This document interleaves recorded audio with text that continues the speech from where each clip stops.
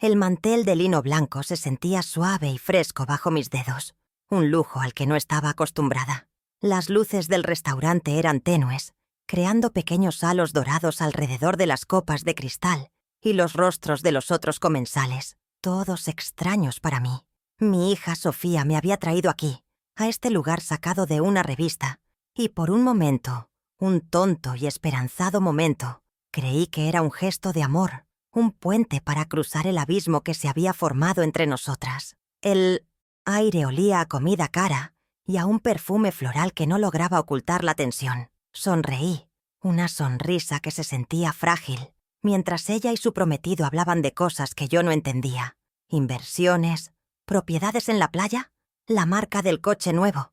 Yo solo quería hablar de mi jardín, de sus flores, de los recuerdos que aún vivían en las paredes de mi casa, pero mis historias parecían no tener cabida en su mundo brillante y acelerado. Sofía era la imagen del éxito que yo nunca pude ser, o quizás nunca quise. Vestía un traje de seda de un color que no sabría nombrar, y cada uno de sus gestos parecía ensayado para una audiencia invisible. Su prometido, un hombre con una sonrisa tan pulcra como su traje, asentía a todo lo que ella decía, mirándola con una admiración que a mí me parecía más una transacción que un sentimiento. Intenté hablarles de cómo había encontrado una vieja fotografía de Sofía cuando era niña, montando en su primera bicicleta, pero mi voz se perdió en su conversación sobre la renovación de su apartamento. Me sentí como una pieza de anticuariado, un objeto fuera de lugar en la decoración moderna y minimalista de sus vidas. El vacío en mi estómago no era de hambre, sino de una soledad que pesaba más que cualquier plato que pudieran servirme en aquel lugar. El postre llegó y se fue, una obra de arte de chocolate que apenas probé. Entonces, el camarero, con un movimiento casi reverencial, depositó una elegante carpeta de cuero sobre la mesa. Mi corazón dio un vuelco de gratitud. Pensé que Sofía, a pesar de todo, quería darme un regalo, una noche especial para recordar. Ella tomó la carpeta, sus uñas largas y perfectamente cuidadas, tamborileando sobre el cuero. Abrió la cuenta, y una sonrisa extraña, una que no llegaba a sus ojos, se dibujó en su rostro. Me miró, y por un segundo vi a la niña que crié, pero esa visión se desvaneció tan rápido como apareció, reemplazada por una frialdad que me heló la sangre. El silencio que se instaló entre nosotros fue denso, pesado, cargado de todas las palabras que nunca nos habíamos dicho y de las que estaban a punto de herirme de muerte.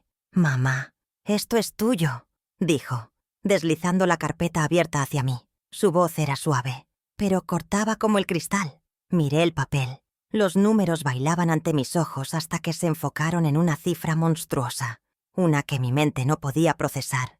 $15,000. Levanté la vista, confundida, buscando una explicación, una broma de mal gusto. «Después de todo, eres mi banco, ¿no?», añadió, y su risa fue como el tintineo de monedas de plata cayendo sobre una lápida. Sentí cómo el calor subía por mi cuello, cómo las miradas de las mesas cercanas se clavaban en mí, convirtiéndome en el centro de un espectáculo humillante. El murmullo del restaurante pareció desvanecerse, y solo quedó el eco de sus palabras, resonando en el vacío que acababa de crear dentro de mí. $15,000, el precio que le ponía a mi amor. El mundo se redujo a ese pequeño trozo de papel. Cada número era un golpe, un recordatorio de los sacrificios que había hecho, de las noches que pasé en vela cosiendo para pagar sus estudios, de la herencia de su padre que se fue en su primer coche, de los préstamos que pedí para financiar sus sueños, mientras los míos se guardaban en un cajón. Mi corazón, que minutos antes albergaba una ingenua esperanza, se contrajo hasta convertirse en una piedra fría y pesada en mi pecho. Busqué en sus ojos una pizca de arrepentimiento, de afecto, cualquier cosa que me dijera que mi hija todavía estaba allí, detrás de esa máscara de crueldad. Pero no encontré nada. Solo vi el reflejo de su ambición, un pozo sin fondo, donde mi amor había sido arrojado y olvidado.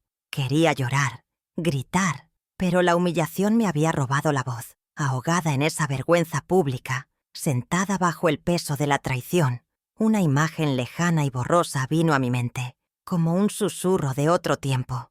Recordé a mi difunto esposo, sentado en la mesa de la cocina, guardando unos papeles viejos en mi caja de costura, esa que Sofía siempre había despreciado por ser un símbolo de nuestra humilde vida.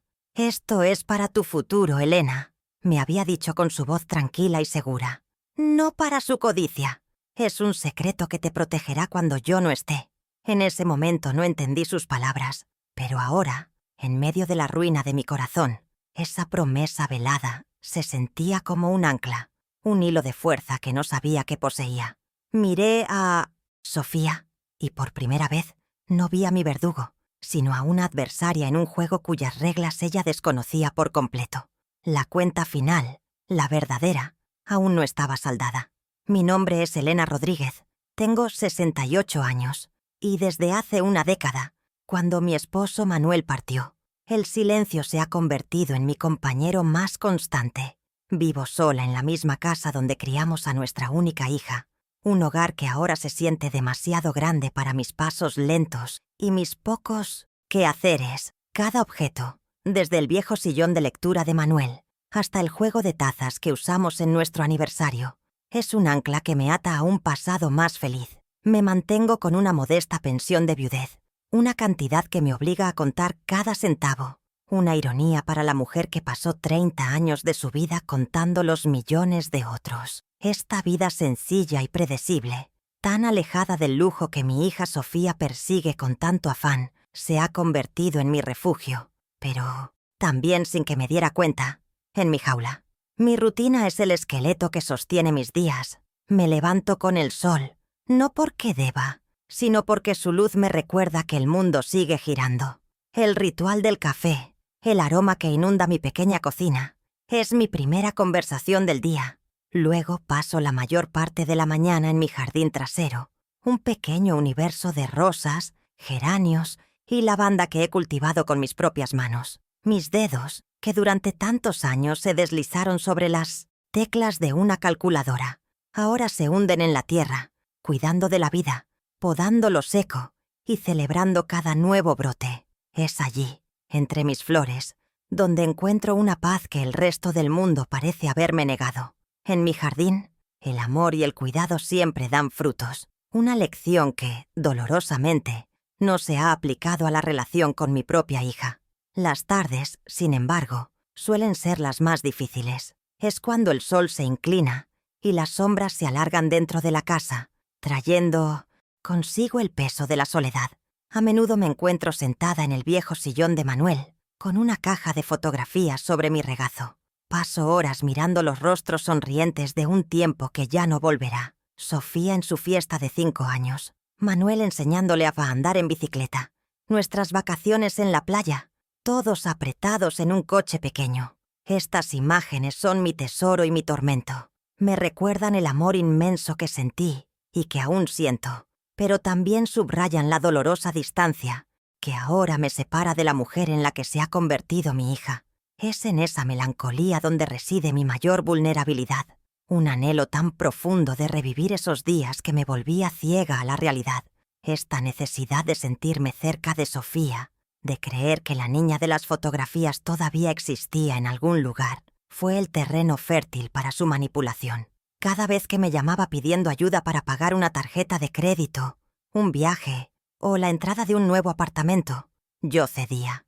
Una parte de mí, la contadora lógica y prudente, sabía que estaba alimentando un pozo sin fondo, que sus peticiones no nacían de la necesidad, sino de la codicia. Pero la otra parte, el corazón de madre, se aferraba a la ilusión de que mi apoyo financiero era una forma de mantenerla en mi vida. Compraba su tiempo, sus visitas fugaces, sus llamadas esporádicas. Cada cheque que firmaba era un intento desesperado de reconstruir un puente que ella ya había dinamitado, sin darme cuenta de que solo le estaba dando más explosivos. A pesar de esta aparente fragilidad, quienes me conocen bien saben que hay una veta de acero bajo mi piel. Soy una mujer resiliente, forjada en las dificultades silenciosas que la vida impone. Cuando Manuel murió, me enfrenté no solo al dolor de la pérdida, sino a una montaña de deudas que él, en su bondad, Había acumulado para ayudar a otros, sola, y con mi pequeña pensión. Pasé años pagando cada centavo, trabajando desde casa, haciendo contabilidad para pequeños, negocios locales, hasta altas horas de la noche. Nunca me quejé. Aprendí a estirar el dinero, a encontrar alegría en las cosas simples y a valerme por mí misma. Esa misma fuerza, esa capacidad de soportar la tormenta en silencio, ha estado latente dentro de mí, esperando el momento adecuado para despertar. Sofía confundió mi paciencia con debilidad, mi amor con estupidez. Lo que mi hija nunca entendió, o quizás eligió ignorar, es que mi vida entera ha girado en torno al principio del equilibrio. Como contadora, mi profesión era poner orden en el caos de los números, asegurar que cada activo tuviera su pasivo correspondiente, que al final del día las cuentas siempre cuadraran. Esta disciplina no se quedó en la oficina. La apliqué a mi vida, a mis valores, a mi sentido de la justicia. He sido una mujer de palabra, de compromisos cumplidos, de deudas saldadas, y aunque la cuenta del amor maternal no se mide en números, la del respeto y la dignidad sí tiene un límite. Esa noche, en ese restaurante, Sofía no solo me humilló, desequilibró la balanza de una manera tan brutal que activó en mí el instinto de orden que ha regido toda mi existencia. Así que aquí estoy ahora, Elena Rodríguez, la viuda, la madre, la contadora, la mujer que entró a ese restaurante de lujo con la esperanza de una migaja de afecto. Ya no existe. Fue aniquilada entre el brillo de la cubertería y la frialdad de una cuenta de $15,000. En su lugar, ha quedado una mujer que ha despertado a la dolorosa verdad. La vulnerabilidad que me convertía en una presa fácil se está solidificando, transformándose en una determinación tranquila y afilada. La resiliencia que me permitió sobrevivir a la pérdida y a la dificultad ahora tiene un propósito claro. Ya no busco recuperar el amor de mi hija, busco recuperar mi propio valor. Y sé, con la certeza de un balance final, que ha llegado el momento de ajustar las cuentas. ¿Y tú? ¿Qué habrías hecho en mi lugar? Cuéntamelo en los comentarios, Sofía. A sus 35 años, es el único lazo de sangre que me queda en este mundo, el epicentro de mis afectos y, ahora, la fuente de mi más profundo dolor. Criarla sola después de la partida de Manuel fue mi única misión, un propósito que abracé con cada fibra de mi ser. Vertí en ella todos mis sueños, todas las oportunidades que yo no tuve, con la esperanza de que construyera una vida plena y feliz. Y, en cierto modo, lo logró. Sofía es una mujer exitosa a los ojos del mundo. Tiene una carrera prometedora, un círculo social influyente y un estilo de vida que muchos envidiarían. Sin embargo, en su ascenso, parece haber olvidado el suelo del que brotó, y me ha dejado a mí, su raíz, enterrada en un olvido conveniente y cruel. La principal antagonista de mi historia, la arquitecta de mi humillación, es mi propia hija. Sofía es una mujer impulsada por una ambición voraz, pero su motor no es el deseo de crear, sino el miedo a ser vista como lo que fuimos, una familia humilde y trabajadora. Sufre de un profundo complejo de inferioridad que la corroe por dentro, una vergüenza de sus orígenes que intenta ocultar bajo capas de ropa de diseñador, coches de lujo y una actitud de perpetua superioridad. Cada logro no es una celebración de su talento, sino una forma de distanciarse de la hija de la contadora, de la niña que usaba vestidos cosidos a mano. Su materialismo no es un simple gusto por las cosas bellas. Es una armadura para proteger su frágil ego de un pasado que desprecia. Esta necesidad de borrar su historia la ha llevado a despreciarme, no con un odio ruidoso, sino con algo mucho peor, una condescendencia helada. Yo soy el recordatorio viviente de todo lo que ella detesta. Mi casa modesta, mis manos gastadas por el trabajo y el jardín, mi ropa sencilla, todo en mí es una afrenta a la imagen de opulencia que ha construido con tanto esmero. Recuerdo una tarde en que vino a casa sin avisar con unos amigos nuevos y ricos. La vi recorrer con la mirada mi pequeño salón, y en sus ojos no había nostalgia, sino una mortificación apenas disimulada. Esa tarde me presentó no como su madre, sino como Elena, una vieja amiga de la familia. Esa fue una de las primeras veces que me rompió el corazón en silencio. Con el tiempo, la relación entre nosotras se transformó en una transacción no declarada. Dejé de ser su madre para convertirme en su red de seguridad financiera, una obligación heredada que ella sentía que tenía derecho a cobrar. Me veía no como una persona con sentimientos y necesidades, sino como un recurso, un cajero automático emocional y económico al que podía acudir en cada una de sus emergencias autoinducidas. «Mamá, necesito que me ayudes», se convirtió en el saludo habitual de sus llamadas. Y yo, en mi tonta ceguera maternal, creía que al resolver sus problemas estaba comprando su amor, sin darme cuenta de que solo estaba financiando su desprecio y enseñándole que mi afecto no tenía valor, solo un precio. La tensión actual no nació de la noche a la mañana. Fue el resultado de una lenta y constante erosión. Comenzó en la universidad, con pequeñas sumas para libros o para salir con amigos. Luego se convirtió en el pago de deudas de tarjetas de crédito, que ella juraba no volver a acumular. Después, fue el préstamo para la entrada de un coche que estaba muy por encima de sus posibilidades.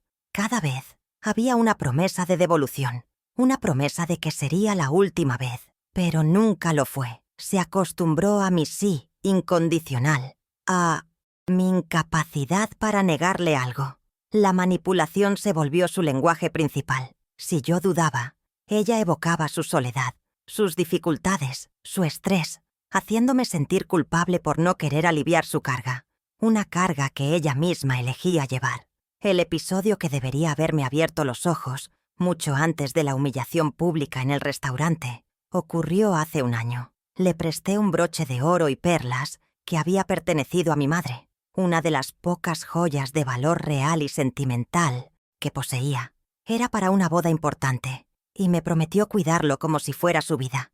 Unas semanas después, cuando se lo pedí de vuelta, me dijo con una pasmosa naturalidad que lo había perdido, probablemente en la fiesta.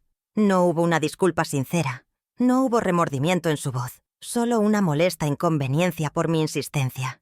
En ese momento entendí que para ella nada era sagrado, que mi historia, mis sentimientos y mis tesoros no tenían ningún valor en su mundo. Y aún así, la perdoné, un error que pagaría muy caro. Mi vida entera ha sido un ejercicio de contabilidad al servicio de un único cliente, mi hija, Sofía. Durante décadas, mi mente ha sido una calculadora, cuadrando presupuestos ajenos en mi trabajo y recortando el mío propio en casa. Cada decisión, cada renuncia, cada hora extra fue una partida anotada en el libro de su futuro.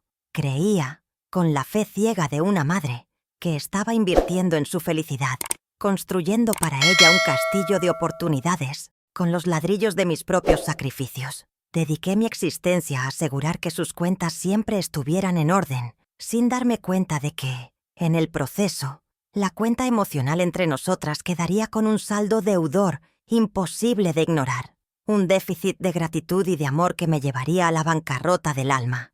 Durante más de 30 años, trabajé en una empresa de tamaño medio, un lugar de paredes grises y un silencio solo roto por el tecleo de las calculadoras. No aspiraba a grandes ascensos. Mi único objetivo era la estabilidad, el sueldo fijo que llegaba a fin de mes y que me permitía planificar metódicamente el porvenir de Sofía. Mis jefes me apreciaban por mi eficiencia y mi discreción, pero nunca me valoraron realmente. Era una pieza más del engranaje, fácilmente reemplazable. Soporté reuniones tediosas, políticas de oficina y salarios que no reflejaban mi dedicación. Todo porque, en mi mente, ese trabajo no era para mí. Era el combustible para los sueños de mi hija, y por eso nunca me quejé. Creía que la honestidad y el esfuerzo eran la herencia más valiosa que podía dejarle. La primera gran prueba de mi compromiso fue su deseo de asistir a una universidad privada de élite. Las matrículas eran astronómicas, una cifra que superaba con creces mis ingresos anuales. Pero en sus ojos vi una determinación que me desarmó y me prometí a mí misma que encontraría la manera. Además de mi trabajo de jornada completa, empecé a aceptar trabajos de contabilidad por mi cuenta para pequeños comercios del barrio. Mis noches se convirtieron en una maratón de números, facturas y declaraciones de impuestos. El olor a café rancio a las 2 de la mañana se convirtió en mi perfume y el cansancio en mi estado natural. Mientras mis amigas empezaban a planear su jubilación, yo estaba hipotecando la mía por un diploma que colgaría en su pared, no en la mía. El siguiente gran sacrificio llegó cuando Sofía anunció que había sido aceptada en un programa de 1960 intercambio en el extranjero. Era una oportunidad única, pero el coste era prohibitivo. Mis ahorros ya estaban al límite y los trabajos extra no eran suficientes. Fue entonces cuando tomé la decisión más dolorosa. Vendí el viejo coche que Manuel, mi esposo, había cuidado con tanto esmero. Era nuestro único vehículo, pero era, sobre todo, el último vínculo tangible y grande que me quedaba con él. Recuerdo el nudo en mi garganta al entregar las llaves a un desconocido. Sentí como si estuviera vendiendo un trozo de mi propia historia, de nuestros recuerdos. Pero luego escuché la voz emocionada de Sofía al teléfono, describiéndome la ciudad europea en la que viviría, y me convencí a mí misma de que Manuel lo habría aprobado. Más allá de estos grandes gestos, mi vida se tejió con una red de pequeñas renuncias diarias. Fueron las vacaciones a las que nunca fui, prefiriendo usar ese dinero para sus campamentos de verano. Fueron los vestidos que admiré en los escaparates, pero que nunca me compré para poder pagar sus clases de idiomas. Fue el posponer una y otra vez la reparación de las goteras del techo de mi propia casa para poder costear la decoración de su primer apartamento. Renuncié a mi tranquilidad, a mis pequeños caprichos, a la posibilidad de una jubilación anticipada y serena. Cada no que me decía a mí misma era un sí para ella, y lo hice sin esperar nada a cambio, o eso creía yo, hasta que me di cuenta de que, en el fondo de mi corazón, sí esperaba lo mínimo: respeto. Pero aquí reside la paradoja más cruel de mi historia. Mientras yo me sumergía en el mundo de los números y los sacrificios para darle un futuro de privilegios, ella aprendía a avergonzarse de mis orígenes. Cada paso que daba hacia el éxito era un paso que la alejaba de mí. Empezó a ocultar mi profesión, a inventar una historia familiar más glamurosa. Yo, su madre contadora, la mujer que había balanceado las cuentas del universo para que ella pudiera brillar, me convertí en una anécdota vergonzosa, un secreto polvoriento que no encajaba en su nueva vida. Mi esfuerzo no fue visto como un acto de amor, sino como el cumplimiento de una obligación que, una vez satisfecha, debía ser olvidada. El contraste entre lo que di y lo que recibí es un abismo que ahora contemplo con una claridad desoladora. Le entregué décadas de mi vida, mi seguridad financiera, mis recuerdos más queridos y un amor que nunca cuestionó. Nunca pidió nada a cambio. A cambio, recibí llamadas que solo llegaban cuando necesitaba dinero, visitas cronometradas que se sentían como una inspección y una condescendencia que me hacía sentir pequeña en mi propia casa. Le di las herramientas para construir su mundo, y ella, una vez construido, me negó la entrada, dejándome fuera, bajo la lluvia de mi propia desilusión. La gratitud era una moneda extranjera en su economía emocional, una que nunca aprendió a usar, y así, la ironía final se reveló en toda su crudeza en aquella cena.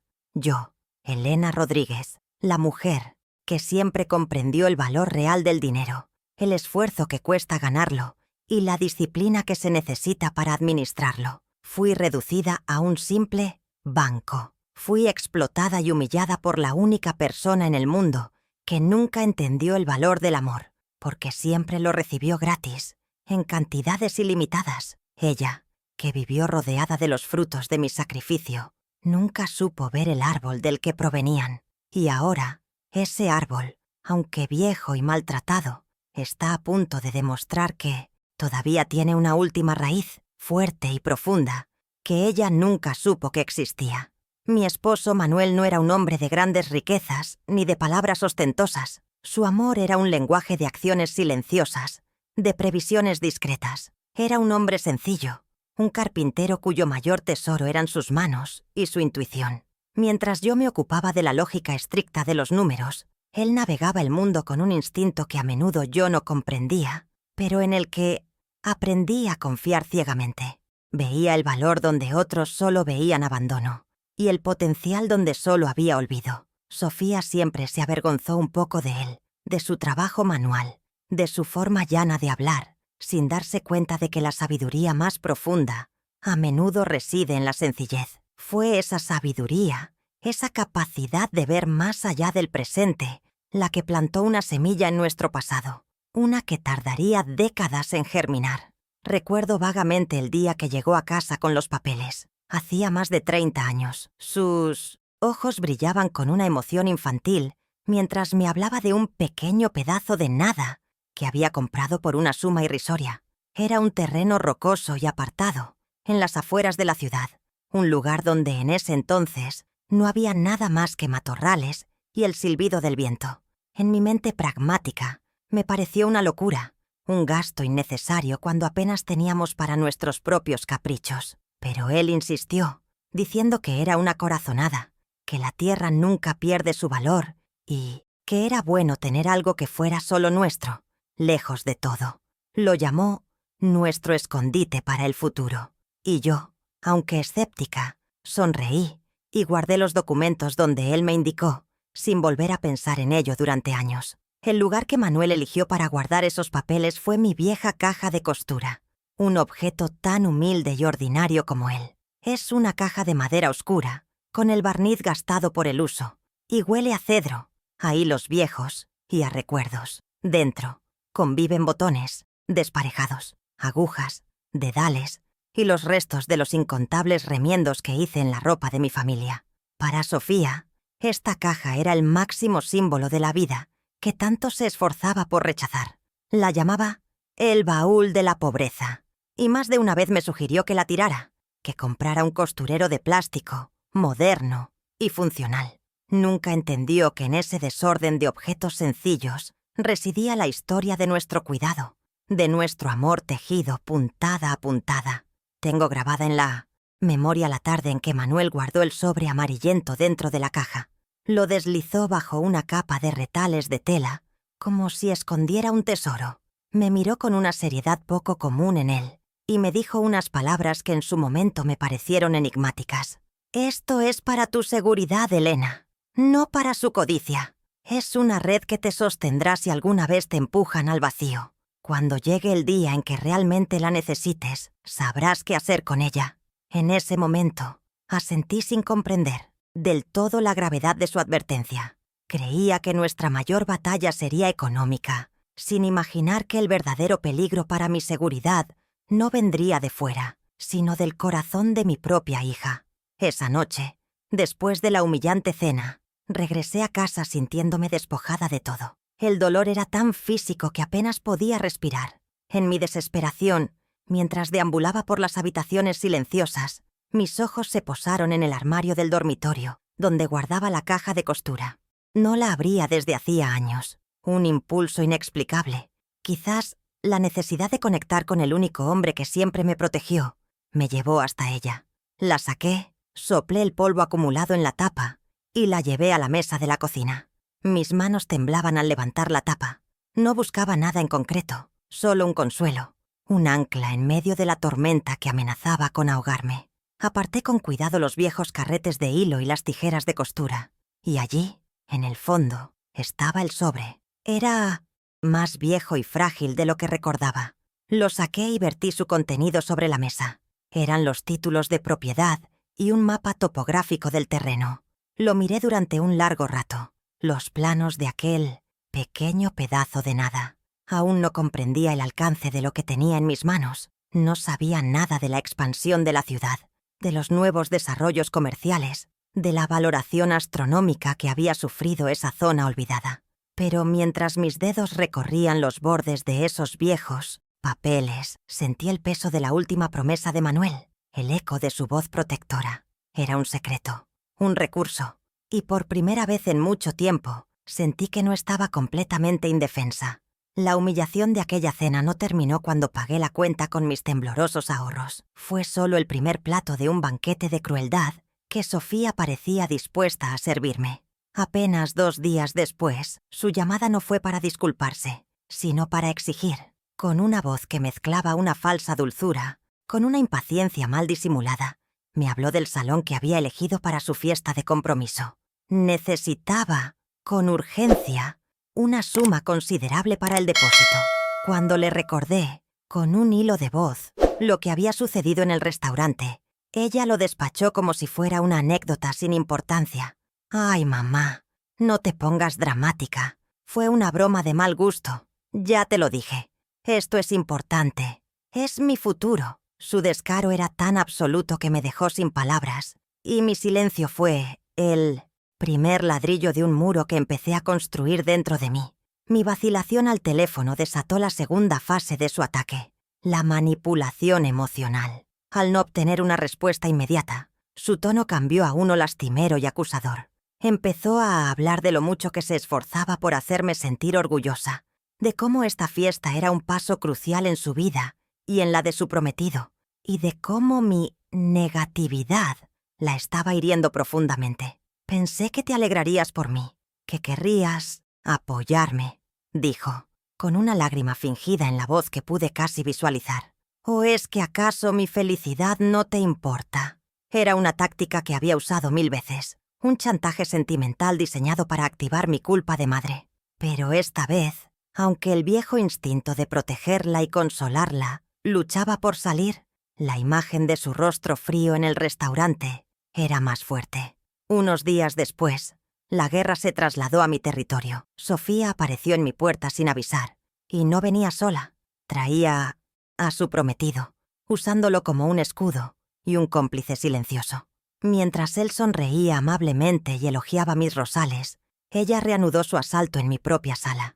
Me habló de sus sueños, de la boda perfecta que siempre había imaginado, pintando un cuadro tan idílico que rechazarlo parecería un acto de pura maldad. Invadieron mi espacio seguro, convirtiendo mi hogar en una sala de juntas donde yo era la parte a la que había que presionar. Me sentí acorralada, asfixiada por la atmósfera cargada de expectativas. Su estrategia era clara: arrinconarme en mi propio refugio, donde mis defensas eran más débiles. En un intento desesperado por ganar tiempo y poner a prueba sus verdaderas intenciones, cedí parcialmente. Fui a mi habitación y saqué de una vieja lata donde guardaba mis ahorros de emergencia una pequeña cantidad, apenas una 10ª parte de lo que pedía. Se lo entregué, diciéndole que era todo lo que podía darle por el momento. Esperaba tontamente un atisbo de gratitud, un «gracias, mamá, esto ayuda». En su lugar, recibí una mirada de puro desdén. Sopesó el fajo de billetes en su mano como si fuera algo sucio. «Mamá, esto es una broma, ¿verdad? Con esto no pago ni las flores del baño», dijo, su voz goteando decepción. Esa reacción fue la confirmación que necesitaba. No buscaba ayuda, exigía un tributo, y mi ofrenda no había sido suficiente. La siguiente humillación fue pública, y quizás por eso, más dolorosa. Sofía insistió en que la acompañara a una boutique exclusiva para elegir un vestido para su fiesta de compromiso. En medio de un mar de seda y champán, rodeada de mujeres ricas y dependientas que me miraban por encima del hombro, me sentí completamente fuera de lugar. Sofía parecía disfrutar de mi incomodidad. Cada vestido que yo señalaba era descartado con un comentario mordaz.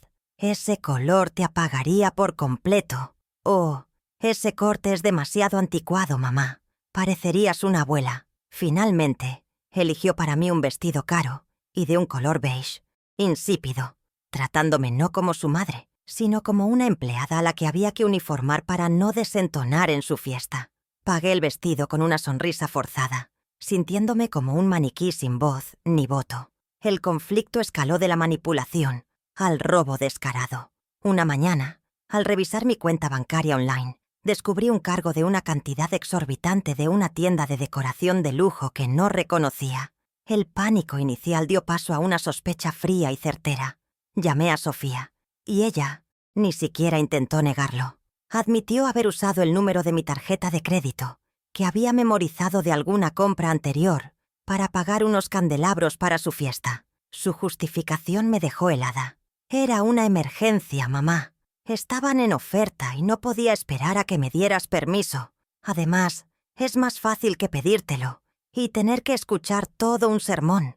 Había cruzado una nueva línea, violando mi confianza y mi privacidad de la forma más flagrante. Después del incidente de la tarjeta de crédito, la estrategia de Sofía se volvió aún más siniestra. Empezó a sembrar dudas sobre mi capacidad para manejar mis propias finanzas. En sus llamadas, dejaba caer comentarios como: «Mamá, el otro día te olvidaste de nuestra cita. ¿Estás segura de que te sientes bien?»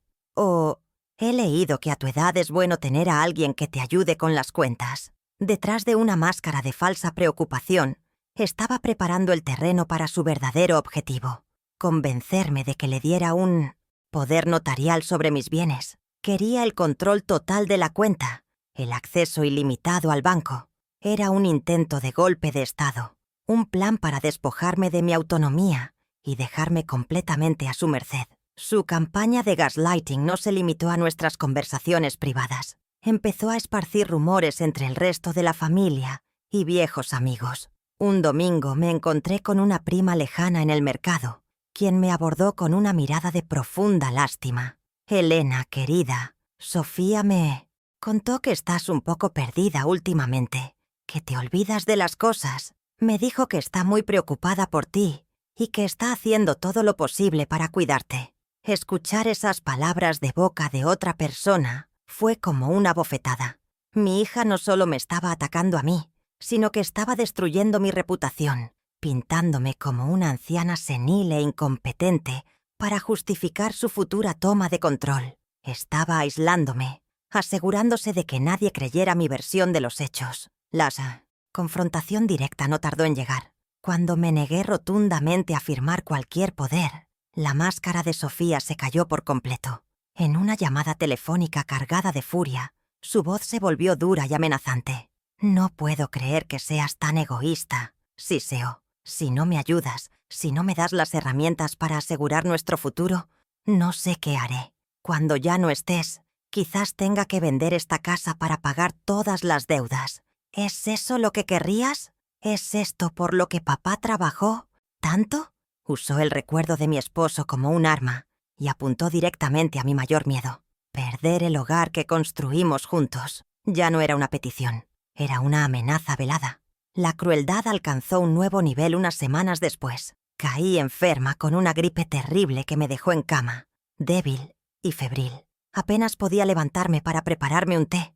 En un momento de debilidad, la llamé, esperando una pizca de compasión, quizás la oferta de traerme un caldo o unas medicinas. Su respuesta fue un jarro de agua helada. Me dijo con un tono de fastidio que estaba increíblemente ocupada con las pruebas del menú para la fiesta y las reuniones con los fotógrafos. «Mamá, no puedo con todo. ¿Por qué no llamas a un servicio a domicilio o a un médico? Tengo 1000 cosas en la cabeza. Mi salud, mi bienestar, eran un inconveniente, una distracción molesta en su agenda de eventos sociales». Colgué el teléfono y lloré, no por la fiebre, sino por el frío de su abandono. El penúltimo golpe fue sutil, pero inmensamente simbólico.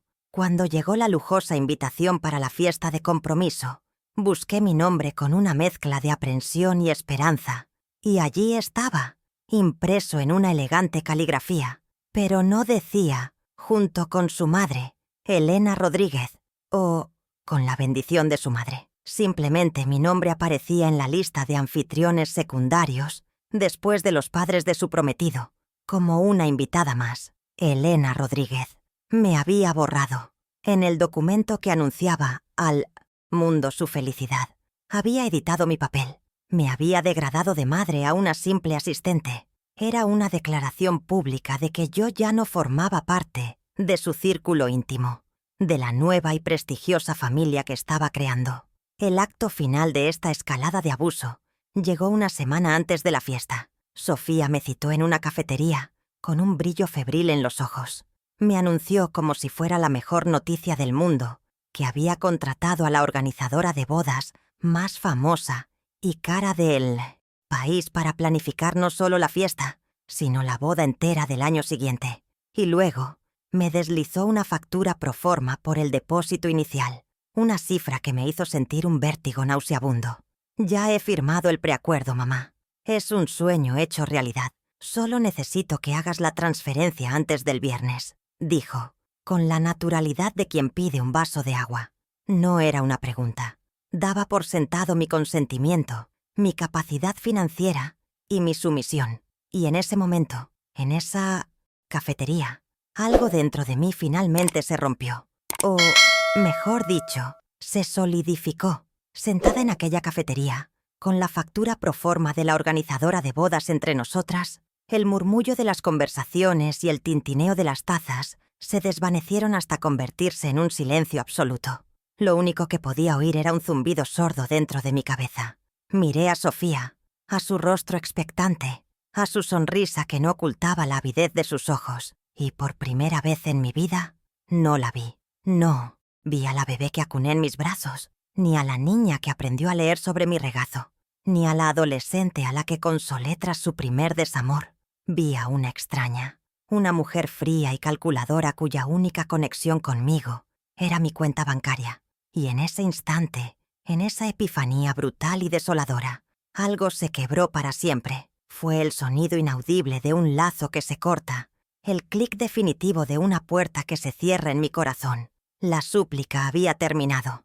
Dejé de mendigar amor, de suplicar por respeto, de implorar por una migaja de la gratitud que nunca llegaría. Comprendí, con una claridad que era tan dolorosa como liberadora, que había pasado décadas regando una planta de plástico, esperando en vano que diera flores. Todo mi sacrificio, mi amor incondicional, mi infinita paciencia, no habían sido para ella más que un abono para su egoísmo, un combustible para su arrogancia. No había nada que yo pudiera hacer o dar que cambiara quién era ella. Aceptar esa verdad fue como tragar veneno, pero también fue el antídoto. El veneno mató la esperanza ingenua que me había mantenido prisionera, y el antídoto me devolvió la vida, mi propia vida.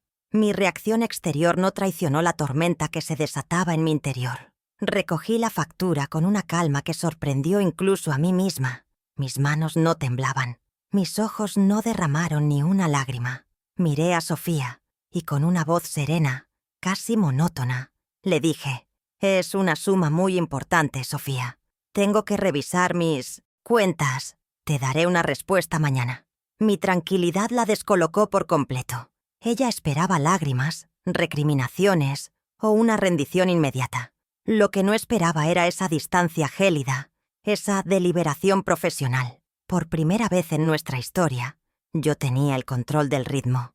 Yo marcaba los tiempos. Me levanté, dejé el dinero para mi café sobre la mesa y me marché, dejándola con una expresión de confusa irritación. El camino a casa fue un trance. El ruido de la ciudad, los coches, la gente, todo parecía parte de una película en la que yo ya no era la protagonista sufriente. Un peso inmenso, el peso de intentar sostener una relación rota, se había levantado de mis hombros. En su lugar, sentía un frío propósito, una determinación afilada que nunca antes había experimentado. Ya no se trataba de ella, de su felicidad, de sus sueños. Ahora se trataba de mí, de mi dignidad, de mi supervivencia. La mujer que caminaba por esas calles no era la madre abnegada y complaciente de siempre. Era Elena Rodríguez, la contadora, una mujer que entendía de balances y deudas, y la deuda que mi hija tenía conmigo no era financiera, era moral, y había llegado la hora de cerrar las cuentas. Al llegar a casa, el silencio no me pareció opresivo, sino cómplice. Fui directamente al armario y saqué la vieja caja de costura. Ya no era un refugio de recuerdos nostálgicos, sino un arsenal. Coloqué los papeles que Manuel me había dejado sobre la mesa de la cocina, alisando las arrugas del tiempo con cuidado. El mapa, el título de propiedad. Por primera vez, no los miré con sentimentalismo, sino con estrategia. Eran mis activos, mi capital oculto, la variable que Sofía nunca había incluido en sus cálculos. Mi esposo, con su sabiduría silenciosa, me había dejado no solo un recuerdo, sino una herramienta. Me había dejado una salida, una palanca para mover el mundo que se me había venido encima. Mi mente, entrenada durante décadas para encontrar orden en el caos, empezó a trabajar. Necesitaba un guía, alguien que entendiera el lenguaje de las leyes y los contratos. Y entonces, un nombre vino a mi mente, un eco del pasado de confianza y respeto. Mateo, don Mateo, un viejo amigo de Manuel, Un abogado brillante que se había jubilado hacía años, pero cuya mente seguía siendo tan afilada como siempre. Manuel confiaba en él ciegamente. Busqué en mi vieja agenda de teléfonos, esa reliquia de otro tiempo, y encontré su número.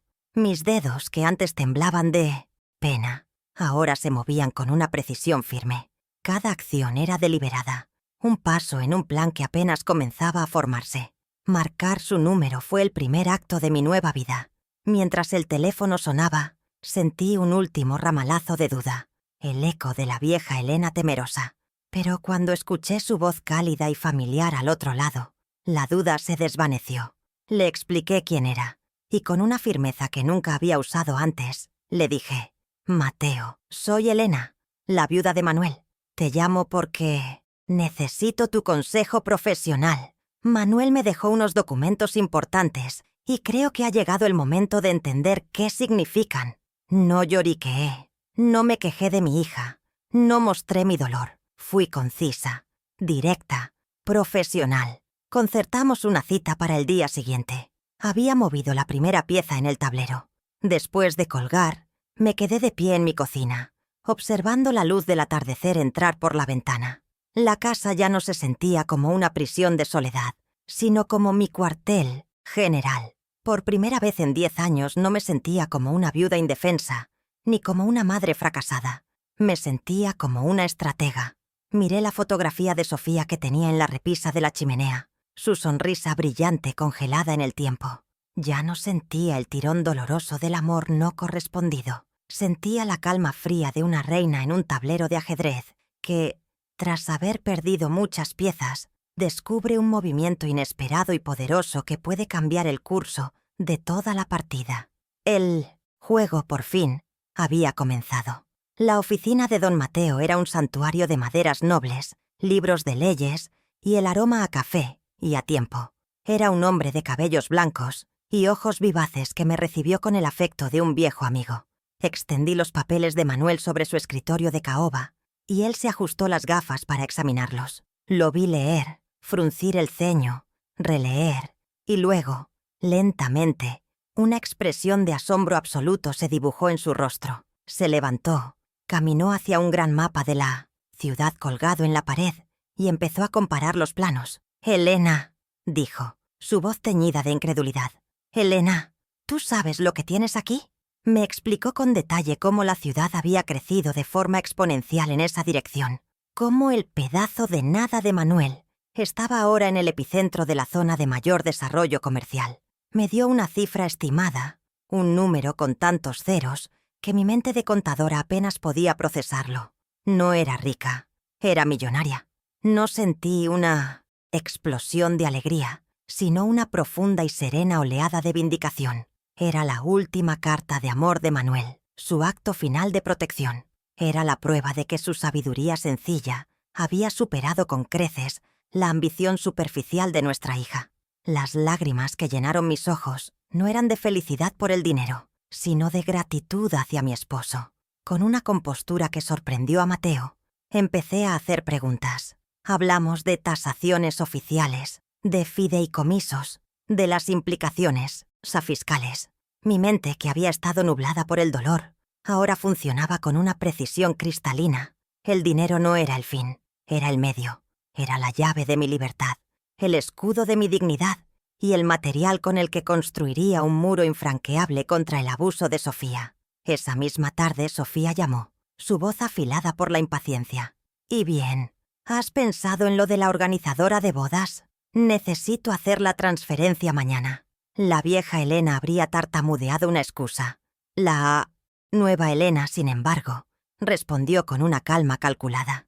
«Hola, hija. Justamente estaba revisando eso. He encontrado unas viejas cuentas de ahorro de tu padre que no recordaba y estoy intentando consolidarlas. El banco dice que puede tardar unos días. Ten un poco de paciencia. Estoy haciendo lo posible». Usé un tono amable, casi colaborativo. La mentira fluyó con facilidad, una mentira estratégica que la aplacó y la hizo creer que su victoria estaba cerca. Compraba el tiempo que necesitaba para armar mi defensa. Mi primera victoria, aunque pequeña, fue inmensamente satisfactoria. Siguiendo el consejo de Mateo, Llamé a mi banco. Informé de la transacción no autorizada que Sofía había hecho con mi tarjeta, calificándola de fraudulenta.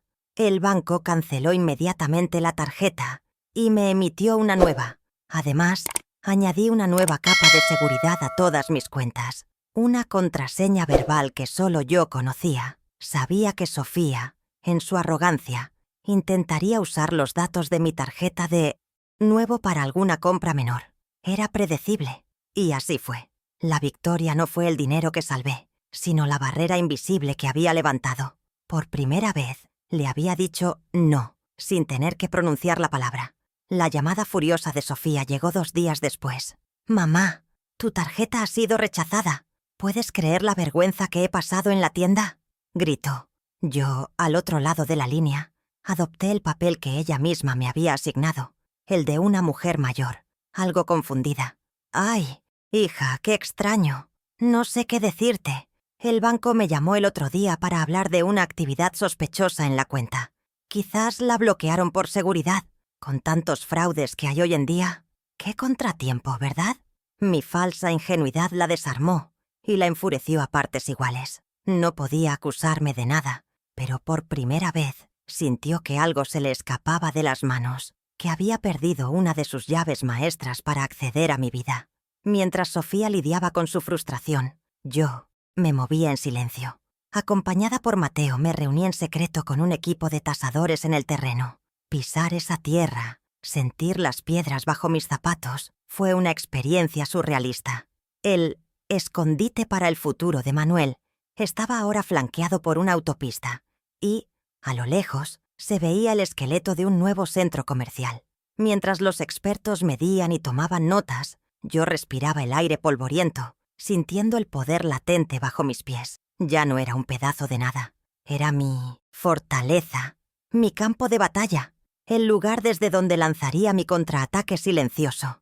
El zumbido de la ciudad cercana era la música de fondo de mi renacimiento. Con una pequeña parte del dinero que Mateo me ayudó a conseguir como adelanto, hice algo que no había hecho en 20 años. Invertí en mí misma. Fui a un salón de belleza del centro, uno de esos lugares a los que nunca me había atrevido a entrar.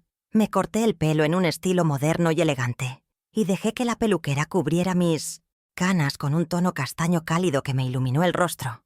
Después, entré en una boutique y compré un vestido. No era de color beige ni insípido.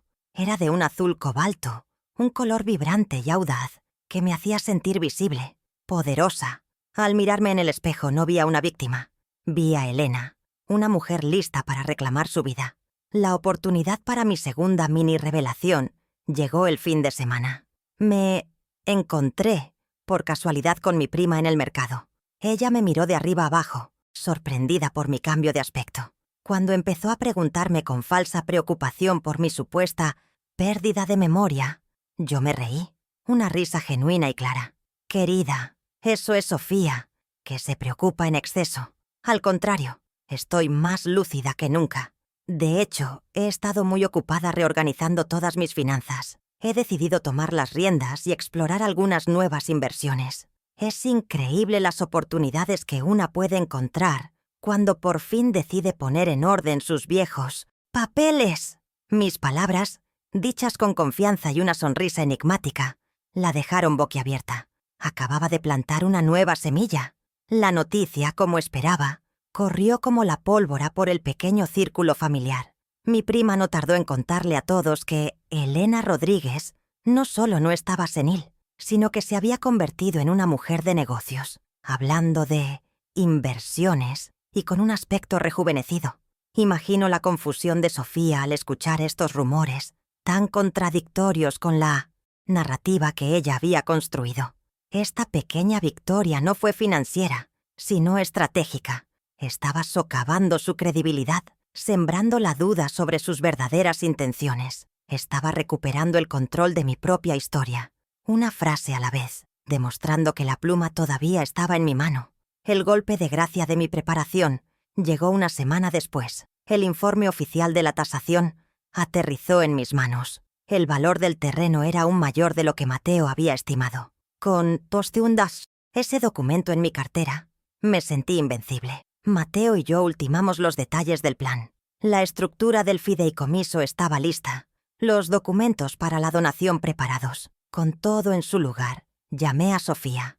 «Hija, he tomado una decisión sobre la ayuda para la boda», le dije con voz cálida.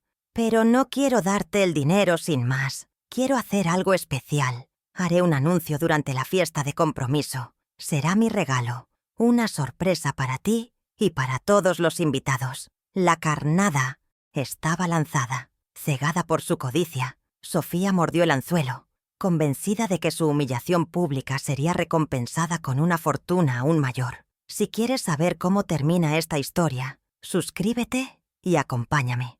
La fiesta de compromiso era exactamente como la había imaginado. Un monumento al exceso y a las apariencias, financiado en su mayor parte por mi dolor y mis ahorros. Candelabros de cristal, cascadas de flores blancas y una orquesta de cámara llenaban un salón de techos altos. Los invitados, una colección de rostros sonrientes y miradas calculadoras, eran el público perfecto para la obra que Sofía había montado. Llegué sola, vistiendo mi vestido azul cobalto, sintiéndome como una isla de calma en un océano de frivolidad. Mi presencia ya no era la de la madre humilde y fuera de lugar. Esa noche yo era una observadora, una actriz en el acto final de una tragedia, esperando mi señal para entrar en escena y cambiar el guión para siempre. Mi corazón no latía con nerviosismo, sino con el ritmo constante y poderoso de la justicia que se acerca. Sofía, radiante en un vestido plateado que debió costar una pequeña fortuna, era el sol alrededor del cual giraban todos los planetas de la fiesta. Cuando me vio, se acercó, desplegando una afectuosidad tan falsa como las perlas que adornaban su cuello. «Mamá, qué guapa estás. Pareces otra», dijo, en un cumplido que era a la vez un insulto a mi yo anterior. «Espero que estés lista para mi gran noche y para tu gran sorpresa». Me guiñó un ojo, su rostro iluminado por la codicia, completamente convencida de que su manipulación final había funcionado y de que yo estaba allí para entregarle públicamente el cheque que financiaría su futuro. Su arrogancia era un castillo de naipes, y yo sostenía en mi mano el soplido que lo derribaría. Llegó el momento de los discursos. Después de unas palabras de su futuro suegro, Sofía tomó el micrófono. Agradeció a todos su presencia con una voz emocionada, y tras un breve brindis, se giró hacia mí. Con una sonrisa radiante y un gesto grandilocuente, anunció: «Y ahora quiero cederle la palabra a la persona que ha hecho todo esto posible, mi querida madre. Ella tiene una sorpresa muy especial para nosotros, un regalo para ayudarnos a empezar nuestra nueva vida juntos». Me tendió el micrófono, poniéndome en el centro de todas las miradas. El salón quedó en silencio. Todos esperaban el anuncio de una generosa donación. Sofía me había construido el escenario, perfecto para mi venganza, sin siquiera saberlo.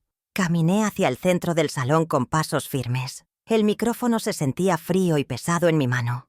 Recorrí con la mirada a la multitud, deteniéndome en los rostros de los padres de su prometido y finalmente en los de mi hija y su futuro esposo.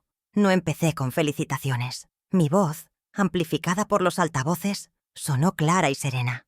«Buenas noches a todos. Mi hija tiene razón. Tengo un anuncio que hacer. Pero antes, permítanme compartir una breve reflexión sobre el valor de las cosas». La confusión empezó a dibujarse en el rostro de Sofía. Esto no era parte de su guión. Como algunos de ustedes saben, dediqué mi vida a la contabilidad, un oficio que te enseña que, para que un balance sea correcto, todas las cuentas deben estar saldadas. Continué, mi voz tejiendo una historia que no era de celebración, sino de contabilidad moral. Una madre hace muchos sacrificios. Yo sacrifiqué mi tiempo, mis sueños y mis ahorros para darle a mi hija las mejores oportunidades. Pagué su universidad privada, su intercambio en el extranjero. Vendí el coche de mi difunto esposo para financiar sus ambiciones. Y lo hice con gusto, porque creía que estaba invirtiendo en un futuro de amor y gratitud. Hice una pausa, dejando que mis palabras flotaran en el aire cargado de tensión. Vi a Sofía apretar la mandíbula. Su sonrisa empezaba a desmoronarse. Su prometido la miró, extrañado. La audiencia estaba completamente cautivada por mi inesperado relato. Sin embargo, continué bajando un poco la voz, forzando a todos a inclinarse para escuchar. A veces, las inversiones dan resultados inesperados. Hace unas semanas, para celebrar sus éxitos, mi hija me invitó a un restaurante de lujo. Al final de la velada me presentó una cuenta por valor de $15,000 y con una sonrisa me recordó cuál era mi función en su vida. Me llamó delante de todos su banco. Un jadeo colectivo recorrió el salón. El silencio se volvió denso, pesado. La cara de Sofía pasó del blanco pálido a un rojo furioso. Intentó decir algo, pero la mirada de desaprobación de docenas de personas la silenció. Su humillación pública, la que ella me había infligido a mí, ahora le era devuelta, multiplicada por 100. Ese fue solo el último de una larga lista de reintegros de ese banco. Proseguí, mi voz implacable. Un banco que ha sufrido cargos fraudulentos en sus tarjetas, constantes demandas de liquidez y hasta un intento hostil por parte de la dirección de declararlo incompetente para asumir el control total de sus activos. Cada palabra era una revelación que desnudaba la verdadera naturaleza de mi hija ante su círculo de admiradores. El prometido de Sofía se apartó de ella un paso, su rostro una máscara de incredulidad y asco. Sus padres me miraban a mí y luego a su futura nuera, con un horror creciente. El lujoso decorado de la fiesta se había convertido en el escenario de un juicio público. «Mi hija», dije, elevando la voz con una nueva autoridad. Estaba convencida de que las arcas del banco de mamá estaban casi vacías, pero se equivocaba. De mi bolso de mano azul cobalto saqué una carpeta. Lo que ella nunca supo es que mi esposo, un hombre humilde pero de gran visión, hizo una última inversión a mi nombre. Abrí la carpeta y saqué el informe de la tasación oficial. Me dejó un pequeño y olvidado terreno. Hoy, ese pedazo de nada se encuentra en el corazón de la zona de mayor expansión de la ciudad. Y según esta tasación, su valor actual es de $7 millones. El silencio se rompió en un murmullo de asombro. Vi los ojos de Sofía desorbitarse, la codicia pura y desnuda borrando cualquier otra emoción de su rostro. Ella dio un paso hacia mí, con la mano extendida, como si fuera a reclamar su premio. Pero yo no había terminado. Y este, queridos invitados, es mi verdadero anuncio, mi regalo de compromiso, profundamente inspirada por la incansable dedicación de mi hija hacia su propio bienestar. He decidido seguir su ejemplo y pensar en el de los demás. La miré directamente a los ojos y con una voz clara y rotunda asesté el golpe final. Por eso, en memoria de mi esposo y en honor a la justicia y la dignidad, he creado un fideicomiso para donar el 100% de los $7 millones a una fundación de caridad que se dedica a amparar a ancianos que han sido abandonados por sus familias. El mundo de Sofía se derrumbó. Un grito ahogado, una mezcla de rabia y desesperación se escapó de sus labios. Su prometido la miraba como si fuera una desconocida, un monstruo. Vi cómo su futuro suegro le susurraba algo al oído y se alejaba de ella con repugnancia. Los invitados cuchicheaban, sus miradas ya no de admiración, sino de desprecio y lástima. En medio del caos que yo había orquestado, coloqué suavemente el micrófono sobre una mesa. No necesité decir nada más. Me di la vuelta y con la cabeza bien alta, caminé hacia la salida, dejando atrás las ruinas de su fiesta, de su reputación y de la vida que había construido sobre mis cimientos. La cuenta, por fin, estaba saldada. La explosión que provoqué en aquella fiesta de compromiso tuvo una onda expansiva que demolió el mundo de Sofía por completo. Me contaron después que su prometido rompió el compromiso esa misma noche, allí mismo, frente a los invitados que quedaban. Su familia, horrorizada no tanto por la pérdida del dinero, sino por la revelación de la crueldad de Sofía, le dio la espalda de forma definitiva.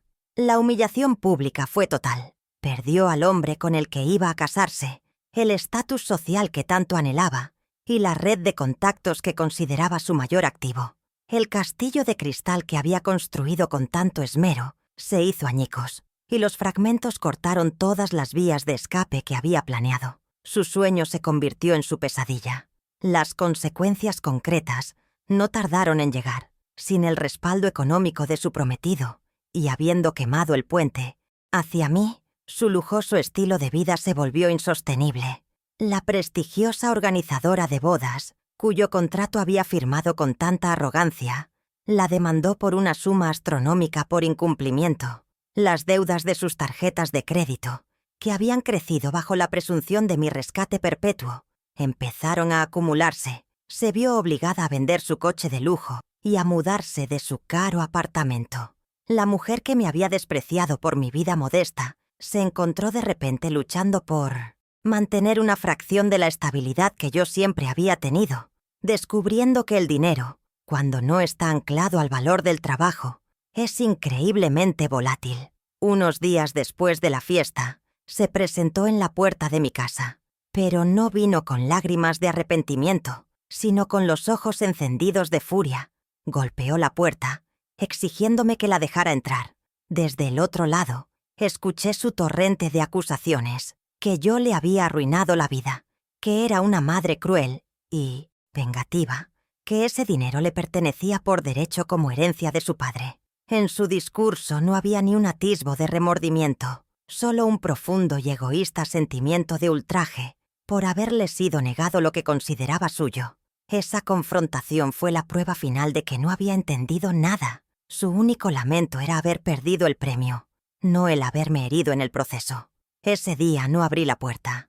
Hablando a través de la madera que nos separaba, le respondí con una calma que la enfureció aún más. Le dije que la puerta de mi casa, al igual que la de mi corazón, permanecería cerrada para ella. El único modo de volver a entrar en mi vida no era con exigencias, sino con un arrepentimiento genuino y una transformación profunda.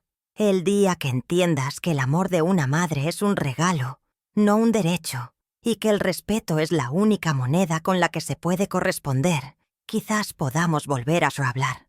Le dije, fue un rompimiento definitivo, pero con una cláusula de perdón, condicionado. La llave para volver a abrir esa puerta ahora la tenía ella, pero yo dudaba que supiera cómo usarla. Mientras su vida se desmoronaba, la mía comenzaba a florecer. El proceso de venta del terreno fue rápido, y el acto de firmar los documentos de la donación fue uno de los más liberadores de mi vida. Cada trazo de la pluma se sentía como si estuviera borrando una línea de un libro de deudas emocionales. Al transferir esa inmensa fortuna a la fundación, no sentí que estuviera perdiendo nada.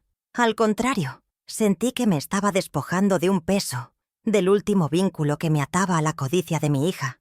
Me liberé del dinero para recuperar algo infinitamente más valioso: mi paz. Pagué mi libertad con $7 millones, y me pareció la mejor inversión de mi vida.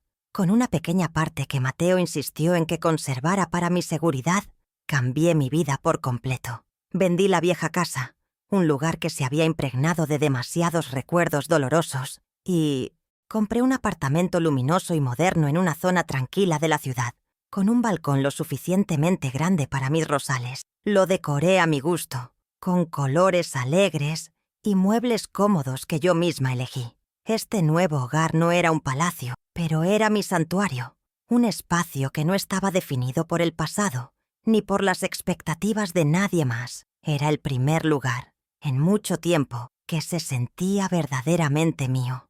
Mi propósito también se renovó. No me limité a donar el dinero. Doné mi tiempo y mis habilidades. Empecé a trabajar como voluntaria en la fundación, ayudándoles a organizar sus finanzas, aplicando mi experiencia como contadora para una causa en la que creía profundamente. Allí conocí a otras personas, escuché historias de vida llenas de resiliencia y encontré una comunidad que me acogió sin condiciones. Descubrí una nueva familia, una elegida, unida no por la sangre, sino por el respeto mutuo y el deseo de ayudarse. Pasé de ser una anciana solitaria a ser una miembro valiosa y querida de un equipo. Mi estado de ánimo se transformó. La ansiedad que solía oprimirme el pecho desapareció, reemplazada por una serenidad que no había conocido en años. Encontré alegría en los pequeños placeres, el sabor del café por la mañana en mi balcón, el sol en mi rostro durante un paseo por el parque, la risa compartida con mis nuevos amigos. Mi autoestima, que había sido sistemáticamente demolida por Sofía, se reconstruyó sobre una base mucho más sólida. Mi propio valor. Comprendí que mi felicidad nunca había dependido de la aprobación de mi hija, sino de mi capacidad para aprobarme y respetarme a mí misma. A veces, en el silencio de la noche, pienso en Sofía. No siento odio, sino una profunda lástima. Me pregunto si algún día comprenderá la lección, si el dolor de sus pérdidas la llevará a una verdadera introspección. Mantengo una pequeña esperanza, como una vela encendida en una habitación lejana de mi corazón. La puerta, como le dije, sigue técnicamente abierta, pero yo ya no estoy esperando detrás de ella. Estoy fuera, en el mundo, viviendo mi vida, bajo un cielo que por fin siento despejado. Mi felicidad ya no es una condición que depende de ella, es una decisión que tomo yo, cada día. Al mirar hacia atrás, al largo camino que me trajo hasta este presente de paz, entiendo que mi historia no es una de venganza, sino de revalorización. Durante años creí erróneamente que el amor de una madre significaba un sacrificio sin límites, una entrega total sin pedir nada a cambio. Hoy sé que estaba equivocada. El amor, para ser sano, necesita ser una vía de doble sentido. Aprendí que el verdadero sacrificio no consiste en darlo todo hasta quedarte vacía, sino en tener el coraje de poner límites para enseñar a tus hijos el valor de lo que se da.